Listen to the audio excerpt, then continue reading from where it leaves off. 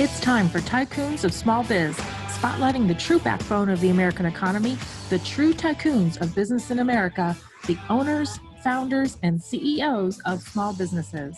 The show's hosts, Austin Peterson and Landon Mance, are registered representatives of Lincoln Financial Advisors Corporation, a broker-dealer member SIPC, and registered investment advisor. The views expressed by your hosts, Austin and Landon, are not necessarily the views of Lincoln Financial Advisors. Let's lean in as Austin and Landon connect with this week's Tycoons. Good afternoon, Tycoons, and welcome to today's episode of Tycoons of Small Biz. Landon Mance and myself, Austin Peterson, are happy to have with us on the program today somebody that Landon is really fangirling about. We call him, his name is Mike Michalowicz. And so anybody who's into small business should know that name if you don't already.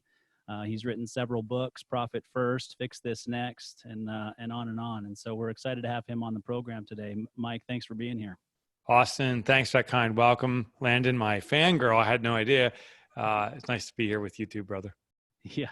Well, I knew he was a fan, but then last night's LinkedIn post about today's episode actually solidified it for me. So I definitely know he is 100% fangirling about having Mike on the show today. Cool. Well, I hope my books have served, Landon, you and Austin, and hopefully the fandom is justified. Yeah. Absolutely. Yeah, I think it definitely is. And actually just to whet the appetites of the other listeners and the reason that they should be listening to today's episode specifically is I actually had a LinkedIn message this morning from one of my clients and a past guest of the program, Josh Zolan, who recently connected with you during COVID. And I guess you guys have had a few exchanges, but he wanted me to make sure that I thanked you again on air for Profit First. And I'm going to read what he actually wrote on LinkedIn. He says, "I live and die by that book. Saved my ass during COVID." I love it. Yeah, we connected. We were talking in email. I'm really lucky. I get quite a few of those emails now. And there was the people who prepared unknowingly that COVID was coming, but who prepared by doing some of the Profit First principles. But the interesting thing is there's a lot of businesses now implementing it with just as great success. Even though we're in the crisis, you can still, I think any business, not necessarily using Profit First, you can use any system, but I think businesses can still achieve profitability even with this ongoing challenge, this new challenge. Yeah, I mean, that's really what it is, right? I mean, everybody wants to talk about this being the new normal, and it may very well be, right? I mean, the fact that we're doing this via Zoom, maybe we wouldn't have done it this way before, but plenty of podcasts do it this way across the nation anyway and always have. But for me personally in my business, and I know this is the same for Landon as well, that all of a sudden a Zoom meeting is acceptable. So much so that I actually had a Zoom meeting yesterday, not that this is old, but I had a Zoom meeting yesterday with a 70-year-old retired teacher that's a client of mine. And when my assistant reached out to schedule that meeting, and we had traditionally met in person in my office, I wondered what her response was going to be. I knew I didn't want her to come to the office. I knew I didn't want to meet in her home just because she's in that age range where it's, more dangerous for us to be meeting. But she said, yeah, absolutely. And she was, Johnny on the spot right there on time for our Zoom meeting. And she knew exactly what she was doing and was very comfortable in that environment. So I think that will change. Oh yeah. Yeah. And I think, customer expectations are changing because of the virtualization of so many different things that we as businesses need to respond. 2008, they called the Great Recession. I think 2020 is the Great Reinvention. It's the reinvention of what's expected of business and how we serve clients. You already hear stories of these small businesses that are booming for now. Maybe they won't sustain, but are booming because they quickly responded, at least with stopgap measures, maybe Band-Aids. Restaurants in particular is interesting. I was talking with this one company that works with restaurants. They do accounting work for them and so forth. They said for them, and they're in the Boston area, March, April, these businesses were tanking. But then they saw something interesting in May, June. There's starting to be a turn. In July, August now, there's a boom.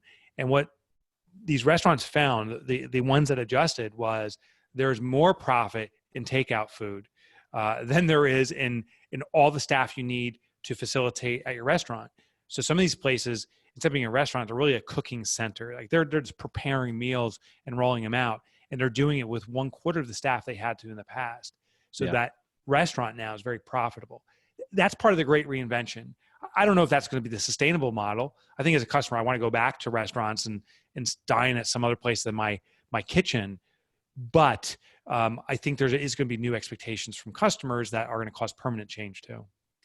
Yeah, I think there definitely will. And this past weekend happened to have been my 22nd wedding anniversary and my birthday. And so we did actually go out and sit down at a restaurant for the first time in a while. And the experience was very different. It was very hard to actually get a table because these restaurants are operating at 50% capacity, right? Yeah. So, the first one we went to, and I saw no line out the door, and I thought, this will be fine. It was a 2-hour wait. And so then we turned to Open Table and found, we actually went to a different location of the same restaurant in a city away. And we were able to actually book a reservation, but only on the patio. And I need to remind you, Mike, I live in Phoenix. So it was 109 degrees, even as the sun went down, sitting on the patio. But it's not humid. So what do you care? Right. Dry heat. Thankfully there were misters, but unfortunately the wind was shifting directions. And so those misters weren't always on us. But what I saw was just a complete change in the way that this is going to be going forward. We've used DoorDash so much over the last several months at our house to have, takeout come in. And you're right. These restaurants have adjusted, right? So they're giving up a percentage of their revenue to DoorDash for the delivery, but they're still finding that they can be more profitable by doing the delivery than in person because it's less staff, right? The people is what costs the most money. Now, not great for employees, right? And so there will be another shift there where those employees will go to work and do something different. But these types of shifts, I guess, that we go through, or different, issues that we go through in the economy or whatever, really push entrepreneurs to figure out a way to get it done. I've always said, I'm not worried about the future because I know that entrepreneurs and innovators will lead us out of this. I never rely on the government to lead us out of this. They put some stopgap measures in that were pretty darn important, but it's really the entrepreneurs, the visionaries, and the innovators that are gonna lead us out of this. Can I second that and third that and fourth? I mean, that is so spot on in my opinion. It's interesting. So I studied every recession now back to 1929, the Great Depression, to see what the common trend was. And actually, Ray Dalio studied this too and has a great document that's called The Debt Crisis. And it explains from Wall Street's perspective every crisis. Here's a common thing. There's a trigger every time. Something that causes a destabilized economy to start spinning out. So the Great Depression was that we moved to a gold standard internationally, Wall Street collapse. There was already a destabilized economy, and we go into this Great Depression. Fast forward to modern times, like in the 70s, OPEC oil crisis triggers a recession. 2000 was the dot-com bubble or dot-com burst. But it was also the terrorist attacks and a destabilized, already unstable economy bubbling below the surface. 2008 was the housing collapse. In 2020, of course, is COVID. What's interesting to me was every economy was turned by small enterprise, by micro enterprise, by small business, not by the juggernauts. The established players, some of them kind of balled through it, but they weren't the innovators. So Amazon and Airbnb and Google, which all, by the way, came out of recessions when they started, will not be the innovators that save the economy to go around. It's going to be someone we haven't heard of, or many people we haven't heard of right now that are working diligently on a new provision, a new way to be a service, to reinvent the industry. And they're going to come out of nowhere. And I don't know if it's 2 years from now we hear their name or 5 years, but they're coming. And they're going to be the new juggernauts of the next generation because they navigated us out of the recession. I would argue if we saw this as an ocean wave and there's a tsunami wave rolling through, Amazon and Google, those folks, they're on tanker ships. They got to be lucky to navigate over this and take the role, but they're not going to be able to surf that thing. The small business, we're on jet skis and we can spin quick and catch the wave and really launch off this. Yeah, and I think that's actually even a better explanation of the one that Stephen Covey uses, where he talks about the trim tab, right, and trying to turn the big ocean liner, and how that actually helps turn that big ocean liner. The difference is a jet ski is always going to turn better than an ocean liner, even with, you know, the small adjustments that you're going to make using the trim tab and so forth. And so, I agree with you 100%. We did have a guest on a few weeks ago, Brenda Schmidt with Coplex here in Phoenix, who they're actually starting to launch. So they've been an incubator here locally in Phoenix. They're pretty well known, but they're starting to actually work with different divisions at large organizations to help them be better at innovating. Because it would be helpful sometimes to have a larger organization that can be more innovative. But, you know, just like we tell our clients all the time, the big companies are going to figure it out. They're going to be fine. And those are the companies that we invest in the stock market. But who's really taken the brunt of this is the small businesses. They will rise and figure it out with us, but they've really taken the brunt of this. The bigger companies are riding it out, and they'll be fine. I agree. Yeah. Yeah. The big companies are still taking the big executives are still taking their multi-$100,000, multi-million-dollar salaries, while the small business owners are foregoing their salaries altogether to ensure that their businesses, survive these times. Yeah. Yeah, it's classic. And I don't begrudge the executive that makes all the money if the business is doing it in an ethical way. Congratulations to her or him being the head honcho. They are providing jobs for hundreds, thousands, tens of thousands of people. If they're taking it in an ethical way, that's when I take exception to that. The small business, though, experiences shift from hyperspeed. So, when March 15th or whatever the trigger day was, I think it was around March 15th, the news comes out, this is a pandemic now, and law sets in where you can't have a storefront or a gathering place. The little businesses, took the punch to the chin. In our little town here, it's called Boonton. We're about 25 miles west of New York City. Population's 5,000. We have a main street. It's called Main Street. It's the one street where there's commerce in this town predominantly. I think there's 50 stores. And I think 5 or 6 of them were shuttered within weeks, because they were in this check-to-check survival mode. Like, if they were going to pay rent tomorrow, they better make some serious sales today. And that's the mode they were in. The businesses that are sustaining are the ones that really considered profitability. We're baking into their business, and we're storing up a cash reserve to some degree to navigate the unexpected. I think what I like about big business is generally they have extraordinary fiscal discipline. Jeff Bezos, however you pronounce it, started out of his garage. That company, Amazon's now this mega corporation. And one of the differences is when he was tiny, if he wanted to forego salary, something, it was just him. It doesn't matter. But as you grow and you have thousands or 100,000 plus employees, you can't miss payroll. It's not like, hey, we can't cover it this week. Are we cool with this? Fiscal discipline is a key element. And what's fascinating of these big companies I studied is their focus on sustained profitability and sharing with the shareholders. So these companies, they do focus on profit. It's a reward to the people who invest in the business. And we all that choose to invest have the right to take equity in these businesses and share in the distribution.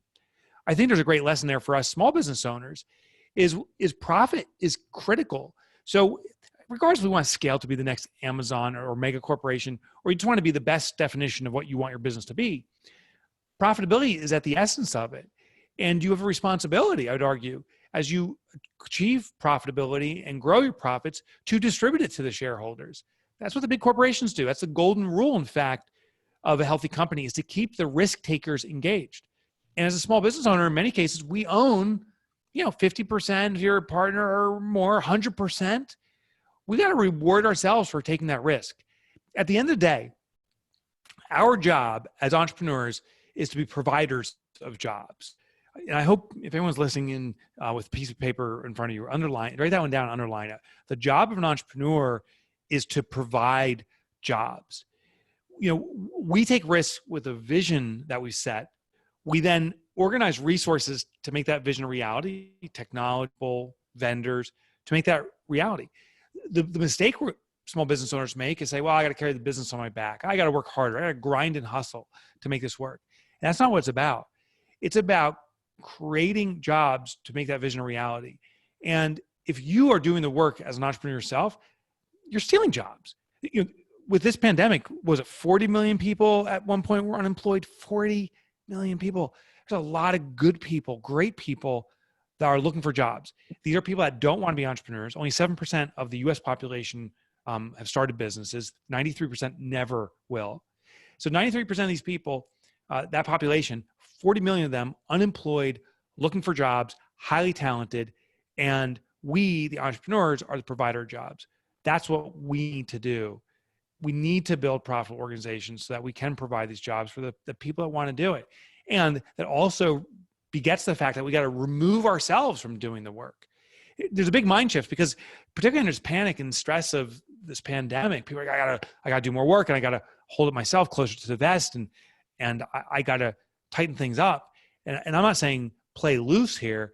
I'm just saying extract yourself out of the business, get it running on automatic, get the people that want to do the work doing the work, and you get on to doing what I believe you want to do, which is setting vision, direction, and purpose for the business. Yeah, 100%. I believe that most of the entrepreneurs out there do believe that way. They get into business because one, they don't like or can't handle working for somebody else, right? But then they want to build something and they do want to provide jobs. And I think a lot of times the media portrays business owners as greedy people who are just in it for themselves. But the reality is most people really enjoy building a business and employing others and contributing to the economy in that way. Yeah, it's funny. So, I write Profit First, talk about a title that's controversial. My gosh, the number of people like, this guy's a greed monger. All he cares about money. There's actually a very famous person in the financial space who on public radio, someone called in and said, I'm reading this book, Profit First. He stopped the show and said, Profit First? He goes, I'm about people first. That's a greed monger. And not his exact words. I'm paraphrasing. But what was fascinating is I would argue it is our responsibility to be profitable. If you want to be a contributor to society, you must be profitable. This is the concept of putting your oxygen mask on first so you can breathe and have air so you can save other people. Because if you die, if your business dies, then you can't be of service. In this pandemic, of those businesses that went out of business, one business made a decree. They said, our community needs us more than ever now. I agree. They then said, we're going to contribute to our community actively and give until it hurts. Not their exact words, but that's what they basically said. Well, they gave till it hurt. They gave for about 2 weeks and they had to shutter the doors. They went out of business. And some people were heralding them and say, wow, it was wonderful what they did. And I'm saying shame on them. That's like martyrdom. What they've done is they contributed to our community for 2 weeks when they could have contributed for 2 years or 2 decades. Their responsibility is to give while sustaining the business. Shame on them because now they're not here anymore. And I think that's a lesson for all of us is we must be profitable. We have a responsibility to be profitable. In fact, our clients and customers are starving for us to be profitable. They're begging for us to be profitable. They never use those words. No customer's like, hey, can you double the price on me? Can you charge me a little bit more? Of course not. But what our customers do say is, when you're caring for me, when you're focused on me, I want to make sure I'm your number one client in that moment. I want to be catered to. I don't want you bringing food to my table and you're so worried about bringing in more money that you're cutting corners, cheaper food, expired food, that you're throwing the plate down so you can run and hopefully get another customer outside. No, we want to be catered to. Well, the only way we as vendors can care for our customers is by not worrying about money. Because you're in that check-to-check survival mode, it's all about desperation and getting money, and you can't care for your existing customer. So our clients want us to be profitable because profitability brings about focus, concentration, and absolute contribution to that customer and future customer. So be profitable, focusing on that. This pandemic, this shift it's hard. There's no question about it. But you don't give away the farm here and go out of business. Find a way to serve your customers in a new way that's very profitable. I'm impressed by those restaurants that are doing the takeout. There's one in our community that really amplified it. they were doing takeout and said, hey, what if we team up with a food truck that can deliver meals hot to your neighborhood? So what they do is they will do blast voice messages to a community and say, hey, listen, we're coming into the north part of Boonton between 5 and 5:15. Meals are coming in. If you want one, just call us back. We have all the truck stocked with different meals, or you can even walk out to the cul-de-sac and we'll drop it off to you that way. This restaurant is a cooking center. I mean, they're turning out meal after meal after meal because they've modified to the new demand from customers. And I don't know their numbers, but apparently they're doing it very profitably, which means they're going to be around to continue to do this. And that impresses me. Yeah, I agree with you 100%. So let's stop right there, take a quick break to hear from one of our sponsors. And then, when we come back, we'll let the guy that does use Just for Men get a few questions in, or he may scratch my eyes out. At Paylocity, we deliver more than our awesome product suite with crazy good reviews. We prioritize your success by covering you with a deep support system to back up our easy-to-use, innovative HR solutions. Everything we do is designed to support you in reaching your goals. Together, we tackle your day-to-day work so that you can spend more time building the culture you and your employees crave. For professionals who crave true partnership, Paylocity is the HR and payroll company that frees you from the tasks of today, so together we can spend more time focused on the promise of tomorrow. Let's go forward together. Welcome back, Tycoons. We are here with Mike Michalowicz, author of several incredible business books. Mike, thanks again for being with us. Yeah, this is fun so far. Let's turn up the heat. Let's show Austin what Just for Men can do. Gives you all the confidence you need. I like it. He jumped right on board. The Just for Men and the rug on top of his head, and we're in good shape. So, Mike, as much as I love talking about what's going on in the present and what you are focused on moving forward, I apologize. I want to take a little step back and just let you spend a couple minutes and talk to us. Set the foundation for us. Tell us about your backstory. How did you get to where you are today, so that we can get to know Mike a little bit more as a person and as a business guy. Sure. So I've been an entrepreneur my entire adult life. Ever since I graduated college, I've effectively owned a business. I had some early wins in the traditional sense. I mean, I started a couple tech businesses, service tech companies, was able to sell them. One was a private equity deal and one was an exit to a Fortune 500. And by my early 30s, became a self-made millionaire doing this. I don't think that's the interesting part of my story. I think what happened next is I decided to become an angel investor because I knew it all. And that was the first start of my downfall, was this overwhelming arrogance. Like, oh my God, I can sell businesses, I can build them, I can pump and dump. Clearly, I'm a genius. And so this arrogance coupled with ignorance too, I really didn't understand business, had set in. And I became an angel investor. I sucked at it. I started 10 companies, all in different verticals and spaces. None of them complemented each other. I didn't know what I was doing. I was just, making it rain money. And it took me 2 years. And through that, plus, the big spend, like I had to get the big ticket stuff, the big house in New Jersey. We got a place out in Hawaii to go on sabbatical on a private island called Lanai. Larry Ellison now owns that of Oracle. And we, all these things. And burned through money so fast. Fast forward 2 years later, I got a call from my accountant, and he says, Mike, I never expect to say this to you, but it is my recommendation that you immediately declare bankruptcy, or he goes, you have to liquidate everything and you got to ratchet back 1,000%. I chose option 2. We lost our house 30 days later, lost our possessions, cars, everything was gone, everything. The only thing we had left was we ended up buying a rusty Dodge Durango, this blue monster, and that was the family vehicle. We didn't have a house anymore. In fact, neighbors gave us a house effectively. They were going on a trip to Europe, and they knew of our circumstances and just said, hey, listen, we're looking for house sitters. Do you want a house for a year? Saved us.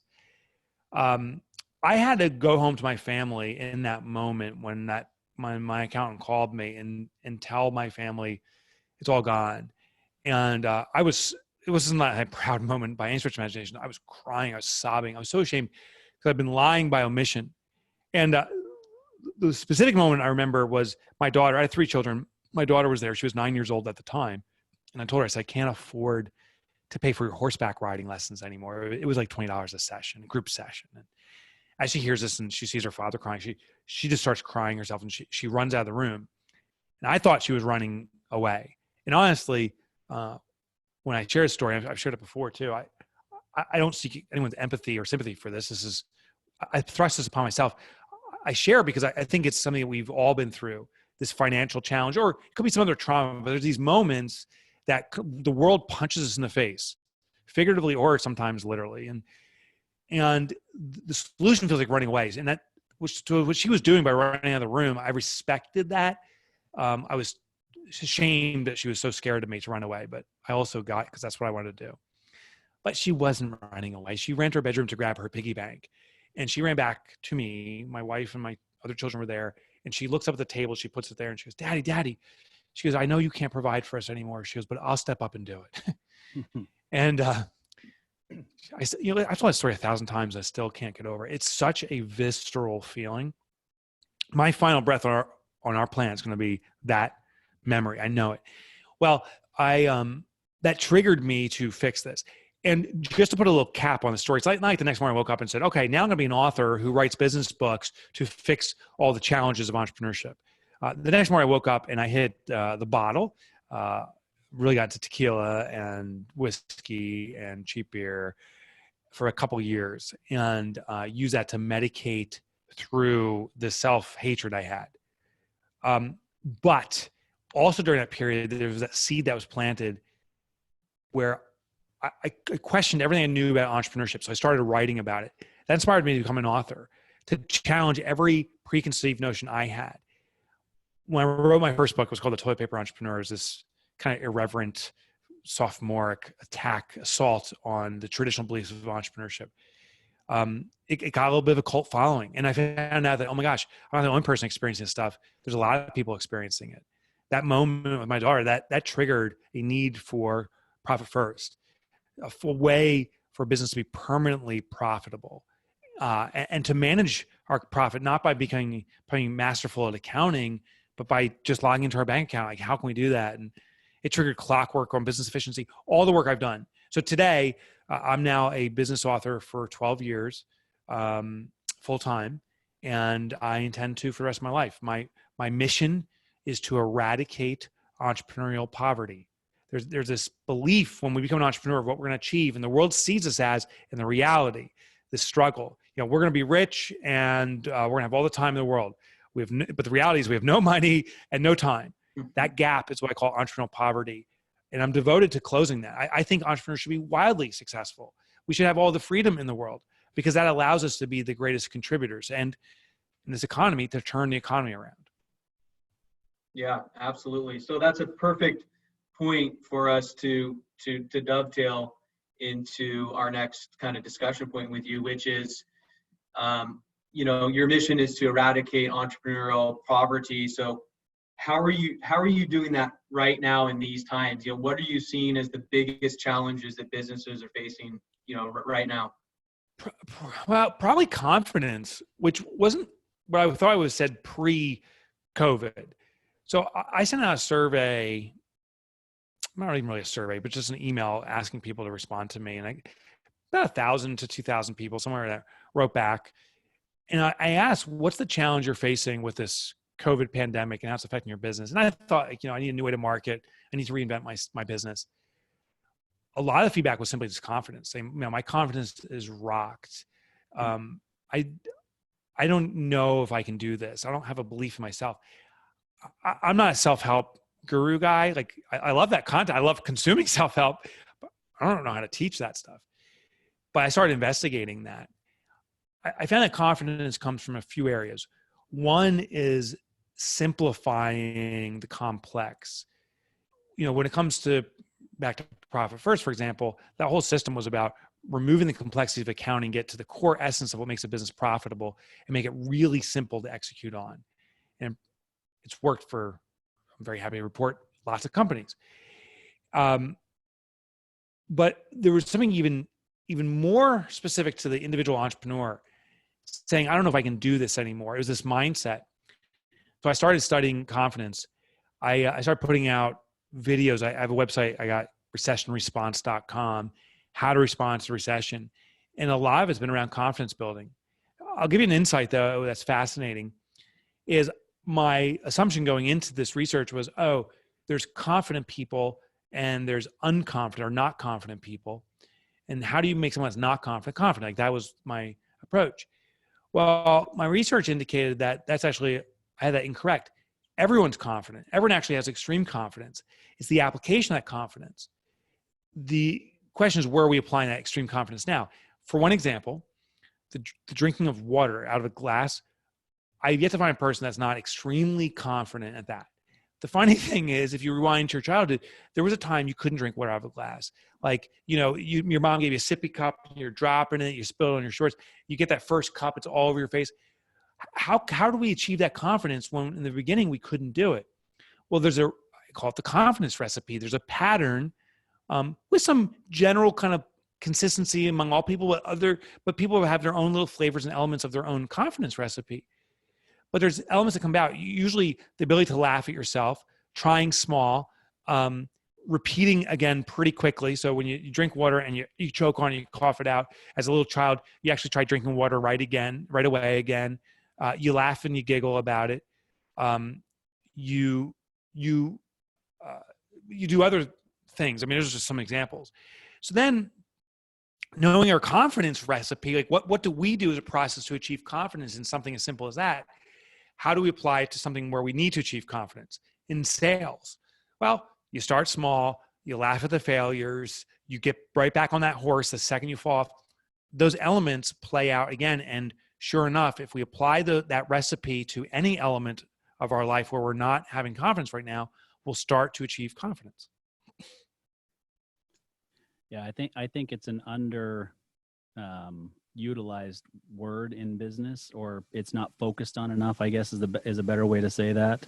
It's funny, even in our business, Landon and I will use a phrase, something to the effect of, our clients hire us because they find that the plan that we put together for them gives them greater confidence and clarity as to where they're going in their financial life. And we use those words because they're very strong words that convey something to people, and they realize, man, if I really were confident in my finances, or in this situation, if I were confident in the plan that I put together for building this business or taking this business from today until 2025, how much better am I going to feel about getting up and doing it every single day? Right? It's a super important part of everybody's life in many aspects of their lives, including business. I was interviewing this up and coming author. His name is Michael Roderick, just this morning. And he used a really cool analogy. He said, a Swiss Army knife, he goes, it probably has, 20 or 40 pieces, depends on the model you get, but everyone knows it has a blade. Like every Swiss Army knife has a blade, but it's hard to name the 50 other parts. He goes, when it comes to business, he goes, a lot of businesses, our competition is notorious for this, is listing all of the pieces. And maybe we're notorious for this too. Oh, we have the toothpick, we got the finger file, we got the screw, we got the Phillips and the flat, blah, blah, blah, blah. Just say you got the blade. Bring it down to the essence of what your core function is and say, yes, we got a lot of other tools if it's necessary, but man, we can cut through anything. That's the clarity that we need to bring to when we communicate about our businesses. So there's an internal confidence, but what I think, Austin, you were just sharing is this, how we exude an external confidence. And it's through really simplified, poignant features, as opposed to this diatribe list of I got this and that and this and that. Yeah, 100%. I was in a group meeting this morning for the Vistage group that I'm part of. Yeah. And, we talked about I actually said that somebody was talking about how they hadn't written a business plan for something that a different vertical that they want to go into for their business. Right. And he said, it's just not me. I don't do that. And I kind of pushed back a little bit and said, I'm not asking you to write a book. A business plan, in my opinion, should be 1 page long. One page, you can look at it, you can review it often, you can update it. It's easy to kind of follow and tweak as time goes on. But laying out the things that you're not thinking about specifically on 1 page to make sure that you're hitting things and making sure that you avoid blind spots, I think is critical. And that right there is probably enough in most situations to provide you the confidence that you need to go out and execute it. Yeah, I 100% agree with that. It's almost like a vision board, right? It just have clarity of the direction you're heading. I love that. Yeah. What do you think, fangirl? You know what's funny is that I actually heard that term for the first time about a year ago. I invited a buddy of mine to go to a concert, and his wife was poking fun at him and goes, he's like their biggest fangirl. And I just about fell over laughing. I had never heard that before. And I did consider using that exact term during this interview just to get a laugh, but I figured that I would refrain. So thank you for bringing that to the surface. That's funny. What was the band? Revolution. Okay. Nice. That's fangirl worthy. Yeah, my brother went to high school with the keyboardist, so they're really tight friends. Yeah. You know what's funny is when there's a commonality, and this actually is a technique for selling. When there's a commonality between people, there's a greater affinity. I was traveling through Russia, as an example, and if you've ever been to Russia, no surprise here, people speak Russian. And not many people speak English unless you're speaking at a conference, and some of those folks will. So, sitting in a cafe or something, you can't understand a word that's happening there. You're just sitting there. I heard one guy speaking English, and he was from a border town here. It's called Parsippany. It's one town over from the town I'm in, Bhutan, by chance. Well, all of a sudden there's this massive affinity. I'm like, dude, that's so amazing. You're from Parsippany. Oh my God. We talk for hours. The funny thing is, if I ran into that guy on the road, and he's from Persephone, I'm from Bhutan here, they're like, oh, dude, I wouldn't even talk to the guy. So the context is in a scenario where we can see commonality in an uncommon kind of arena, instant affinity comes. In sales, it's interesting when you're selling something to someone, if you can find that commonality, you're in a very strange arena. You're trying to propose something they want to buy, but they don't know if you're trying to swindle them, right? It's very, but if there's a link saying, oh my gosh, we went to the same school. Oh my gosh, we both speak the same second language or whatever it is, this affinity, I think, instantly comes about. And that's advantageous to both of you. It's a link of trust, Yeah, definitely. I want to talk to you about what you call the survival trap. So excited to hear you expound upon that. But if we can, Mike, let's just take a quick break and hear from another one of our gracious sponsors. You got it. Whether you're an established local company or a brand new startup, you can count on GBS to be part of your family. We're not just any benefits consulting firm, we're GBS. We have nearly 30 years of experience in group benefits, a strong sense of purpose, and it shows. GBS, believe in something better. gbsbenefits.com. Welcome back, Tycoons. We are here with Mike Michalowicz. Mike, talk to us, please, sir, about the survival trap. Yeah, so this is something I've really investigated intensely in Fix This Next. That's my newest book. I explored it in my other books too. It is the common modus operandi for businesses. And if you feel you're a firefighter in your business, you're living the survival trap.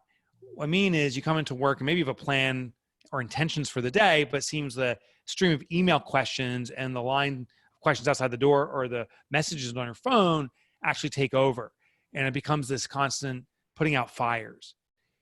What's interesting is most businesses that I've studied and I experienced myself as I was growing my businesses were businesses based upon this mode of operation. in your mind, you can draw this out, the survival trap. What we do is you draw the letter A. It stands for the where we are right now, point A, put a circle around it. In the middle of a piece of paper or just in the middle of your mind, put the letter A and put a circle around it. And what A represents is where we are right now, what crisis or challenge we're facing or opportunity facing in our business. A could also stand for the apparent, right? There are always apparent issues we could address. Then as a second step, you can draw, I suggest like 3 arrows starting at A and going in a direction away from A for a short distance, an inch or two. And what those arrows represent are choices we can make. So we can go up, we can go to the right, we can go left, whatever it is, down, but we can go in a multitude of directions. And what happens is if we take or make any of those choices, we escape A, so we get relief. Now, as the third and final step, I tell people, draw the letter B in the top left corner of that piece of paper and put a circle around it. What B represents is what your business actually needs from you. At any given point, there can only be one most important thing to improve your business. So B represents the most vital need your business has. And then the question, especially if you're following along paper, is how many of your arrows point toward B? And the answer for most people, if you did this on paper, is none of the arrows, maybe one. If you did in your head, same thing. Then the question, of course, is why don't all the arrows point toward B? Because if we're at A and the most vital need of our business is B, shouldn't every effort go in that direction? And the answer why that didn't happen is very obvious, because we didn't know where the F B was going to be, right? If you don't know where B is going to be, how can you draw arrows toward it? And that's the challenge of business. Most businesses operate escaping the now, the crisis. What happens is they move from now to now to now. They escape A by going in one direction. They end up in a new A, meaning a new consideration, new crisis. They escape that by going in some direction, new crisis. And they're in this circuitous pattern of being stuck in the now. So what we need to do is know what our business needs from us next. The survival trap is getting stuck here. There is one scenario that happens by chance. It's called happenstance, but it's actually the most dangerous scenario. And sometimes in this little demonstration, when people draw on a piece of paper, they'll draw the letter A and one of the arrows by chance will point toward B. They didn't know where B was going to be, but one of the arrows pointed that way. Well, how it manifests in business is sometimes, business is kind of struggling along. We're putting out fires, kind of grinding through, but then one day everything clicks. Money's flowing in, clients are happy, employees are high-fiving you. You leave at 4:30 and everything's perfect. And then the next day we return back to work and it's a total disaster again. And the question is, why was it working that one day and everything fell apart? That is the manifestation of that happenstance toward B. Sometimes our actions do align with what our business needs and that fluidity comes about. Things start clicking. But since we didn't know where B is, we ended up in a new A, a new now, in the next morning, and we start putting out fires again, and we keep going in a circuitous pattern. What we need to do to escape the survival trap is get absolute clarity on what our business needs from us. I outlined the strategy in Fix This Next, but the essence of it is that there is a hierarchy of needs specific to our business, kind of like there's a hierarchy of needs we have for our human survival. Maslow documented this in the Maslow hierarchy of needs. Talks about physiological needs, the needs to breathe air, eat food, drink water, before we can satisfy higher level needs, safety from harm. The highest level need, by the way, being self-actualization. And Maslow argued at any given time, if a base level need's not satisfied, we revert to that. And it works seamlessly for all of humanity because we are neurologically wired into ourselves. Our sight, hearing, sound, taste, all those things, those senses feed into our brain and it gives us a gut sensation of, oh, I'm hungry, I better eat. Oh, I'm thirsty. Oh, I think I'm not safe here. I better turn around and leave. But in our business, we're not neurologically wired in. So our gut actually fails us in our business in many cases. We like to say, I trust my gut. I feel I need more Facebook ads. Everyone's on Instagram now. We got to hop over there. Oh, no, TikTok. TikTok's the place to be. But we don't back it with the sensory inputs for a business, which is empirical data, the accounting, the sales metrics. Some businesses don't even track that stuff. It's all gut instinct. And we get frustrated why our business seems year in, year out, never to really move forward. So what we need to do is we need to collect data. And it doesn't have to be overwhelming, just simple inputs so that we can get the seeing and the hearing for our business in place and measure that. The second thing is we got to work within the hierarchy of a business needs. So foundationally, every business needs to create cash through sales.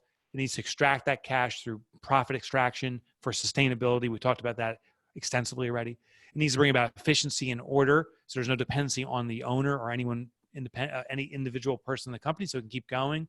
So in order to achieve the highest levels of business needs, which are having impact on community, ultimately achieving legacy, having a business be in a position of permanence so it can live on generationally. And I don't mean like generationally in a family. I mean that can serve generations of customers. Yeah. So that's the survival trap. Yeah. I mean, survival trap in my mind is really just another definition of entrepreneurial poverty, right? I mean, exactly. Being stuck in there is going to put you in that entrepreneurial poverty forever. There was a study conducted by U.S. Bank 2 years ago, and they refreshed the study. There is now 30 million small businesses in the U.S. A small business, as defined by the SBA, is a company that does $25 million in annual revenue or less. Now, I don't know if that's you guys, but that's absolutely my business. It's probably a lot of the people listening right now. We are small business owners. U.S. Bank's research identified that 83% of us are struggling check by check. That's, if I do the math real quick, was that 25 million businesses are on the verge of going out of business if we don't get in significant sales this week. You know, if money doesn't come in now, we're not covering next month's payroll, we're not covering next month's rent, and we're definitely not paying ourselves. Yep. There's this constant survival. And that's the survival trap, is just getting by and never escaping. We need to be very clear on what business needs from us and nail that. And I'm not saying to the exclusion of everything else. If there's plates spinning, you got to keep those spinning. The thing is, we just don't want to keep jumping around to the next apparent issue. We want to focus on the impactful. There's a saying that's popular in the entrepreneurial community, saying that entrepreneurs are often focused on the urgent over the important. And I'm a little bit, I want to tweak that. I don't take that 100%. I don't believe we focus on the urgent. I believe we focus on the apparent, meaning the next thing that presents itself to me is the thing that I may choose to prioritize. I'm the one who gives something urgency. Right now, all three of us, we could hop an email. We could probably find 50 things that we need to do. We're the ones who say, I need to do it right now. Therefore, we give it urgency. So we give urgency to the apparent, and we never seek out the impactful. What is that the big bottleneck in our business that needs our reserve energy? What's the one project we got to see through while we spin the other plates? But what's the one big project we need to see through to its entirety? It is a one thing at a time mentality that we have to have in really moving our business forward in big leaps and bounds. Yeah. No, sorry. Go ahead, Landon. Yeah, I was just going to say, I mean, that I think that speaks directly to your book, Fix This Next. And so my follow-up to that statement is how do we as entrepreneurs, as business owners, how do we figure out what that thing is in our business that we need to fix next? How do we figure that out? Yeah. So we use what I call the business hierarchy of needs. And I touched on very loosely, I touched on it. It is documented fully, of course, in the book. There's 5 levels. Foundationally, every business needs sales, the creation of cash. Then it needs profit. It's always in this order. I studied, by the way, the DNA of every business from macro enterprise, like the Amazons of the world, to micro shops, like a hot dog stand, and everything in between. Foundationally, we need sales to bring money in. Then we need profit to extract money and reserve money for stability and sustainability. It also satisfies one of the primary reasons why people start a business is for financial freedom, not to worry about bills. That can only come around out of profitability. The next level then is order. Order is the creation of organizational efficiency. It's where the business is not dependent on any individual, particularly the owner themselves. I'll tell you someone that's really organized well. It's McDonald's. During pre-COVID, I traveled a lot for speaking engagements. And admittedly, I would go to McDonald's every so often, maybe once or twice a day. But I go pretty often. And when I go there, I started asking the cashier, I said, hey, can I speak with the owner? Not because I had a problem. I just want to learn how they run these McDonald's so efficiently. Not in one instance. I think I did it 50 times. Not in one instance was the owner ever there. The owner's not flipping the burgers or cooking the fries, and is not in that glorified closet that they call the manager's office. They're just not there. The owner of a business, our job is to have a vision of what we want this business to be and seek out to grow or expand the opportunity if we so desire. The McDonald's owner is looking for other McDonald's franchise locations. That's likely what they're doing. Yep. That's order. The next level is impact. Impact is where we're of service to our community. The highest level is legacy. And just to answer your question, Landon, to find where we need to be, you always start at the base and say, do I have adequate sales? It's actually a little bit more than that. And I actually, in the book, there's an online eval. In the book, there's an evaluation. Also online, there's an eval if people want to check it out. It's free. You can evaluate your business. But you say, do we have adequate sales? Once that's adequately serviced, then we focus on profit and say, are we extracting profit? If not, we got a profit issue. We have to focus on that. Once profit's adequate, is it supporting the ability to create more efficiency? If we don't have more efficiency being built, it's there. So you start at the base of this hierarchy, work your way up until you hit a road stop. You fix that. Then you start at the base again, evaluate and see where the next stop is and fix that.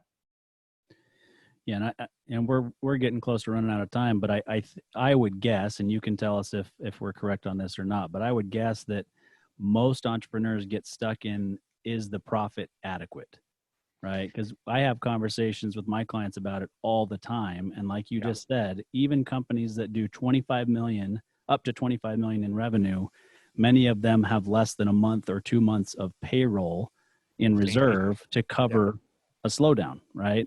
Dangerous. And it's dangerous. And I think that it's missed so often as an entrepreneur or a business owner, having those reserves in place so that you can weather these storms, and not only weather these storms, but take advantage of these storms and be able to potentially double down on marketing, for example, or go out there and pick up market share because your competitor down the street didn't prepare for this rainy day and they're not able to capitalize on this. The gut response of many entrepreneurs when they're in a financial challenge, they don't have profit, is actually to sell their way out of it. The most common response is we need to sell more, which is a grave mistake, but it's our gut. Remember, empirical data is what we need. The reason selling your way out of things doesn't work, and there's actually some pundits who say, sales cures everything, which is total nonsense. Sales is necessary. There's no question about that. It alone is not sufficient. Sales translates directly to stress. And for small business, stress on the owner. Because if you think about it, every time I sell, say I sell you something, Austin, now I have a responsibility to deliver on it. Well, now I sell something to Landon. Now I have greater responsibility to deliver to two. The more I sell, the more expand the organizational responsibility to deliver, which as a small business owner, carrying the business on my back, that's more responsibility on me. So the more I sell, the more stress I put on myself and the organization. It becomes more burdensome. So what we need to do is simply sell more profitably. That's the element. Keep the sales in place, but extract profit. In some cases, actually even reducing sales volume to enhance sales profitability is actually the right move to make, because then you're reducing burden and stress while expanding profitability. So many businesses fall in that trap, thinking they're going to sell their way out of it. And then a year or two from now, they're even in a more precarious position. Yes, they have more sales volume, but less related profitability on a proportional basis, and are under more of a struggle and more stress.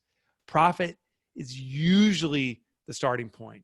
Not always, but usually when people do this analysis. Sometimes it's efficiency. Sometimes it is sales, but more of like a mix of products they're selling or who they're selling to, as opposed to just raw volume. Yeah, it's funny you say that, because I literally 5 years ago bought a business outside of my financial planning practice, just as a side business and investment opportunity. And it had multiple locations, and it was, smaller. I think you were going to say it's a Just for Men salon. I was like, oh, nice. Yeah, well, clearly it's working. I mean, at least it's being used by one of us. But, I'm ready. Look at this thing. I'm ready to come over there with this white beard. Yeah, well, I'm right there with you. But it had about 2 million in revenue. Yeah. And we closed multiple locations, brought it down to 600,000 in revenue for a higher profit percentage. Isn't that funny? It made more sense. And there's this braggadociousness to the top line. Ooh, 2 million. Ooh, 5 million. Wow. There's this top line thinking, and it really is a vanity metric. Yeah. The profitability is all that matters.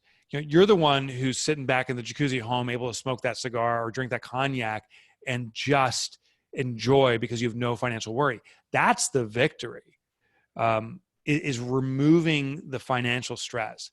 So I'm not a big, actually, I really don't care about top line. Top line thinking, I used to, really don't care so much about it now. I'm all about what is going into the pocket of the shareholders, and what is going into the reserves of the business, so that I don't have to worry about the unexpected, like, COVID.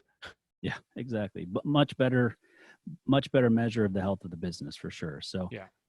We are, I wish we could actually go on for several more hours. We know you've got some other things that are coming up. We'd love to have you back on in the future. We really appreciate the conversation.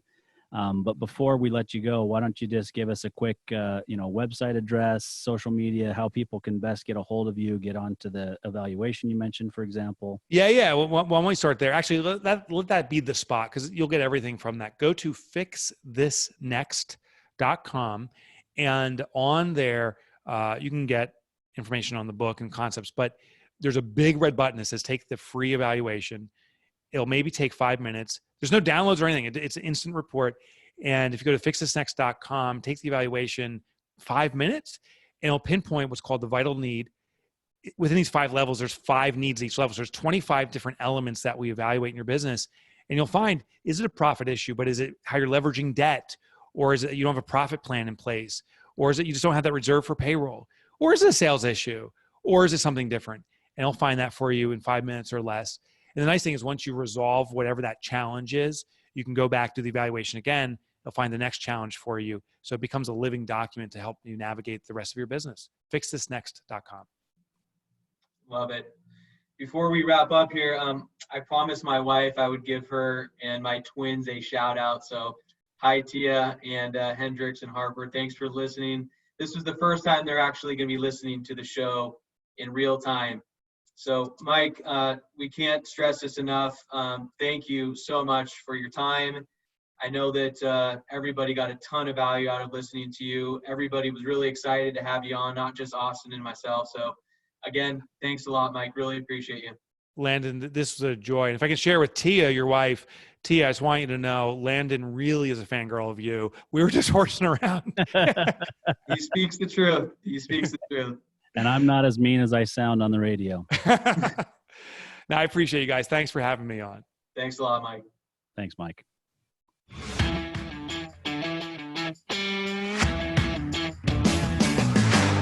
You've been listening to Tycoons of Small Biz, proudly hosted by Austin Peterson and Landon Mance. Austin and Landon are comprehensive financial planning professionals specializing in financial, estate, and succession planning for small business owners. Austin and Landon have offices in Scottsdale, Arizona, and Las Vegas, Nevada, and represent clients in 14 states throughout the country.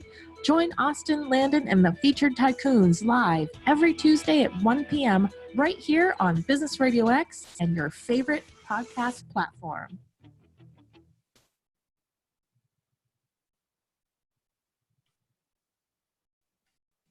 Best laid plans, darn it. All right. I had, I think you already had to scoot.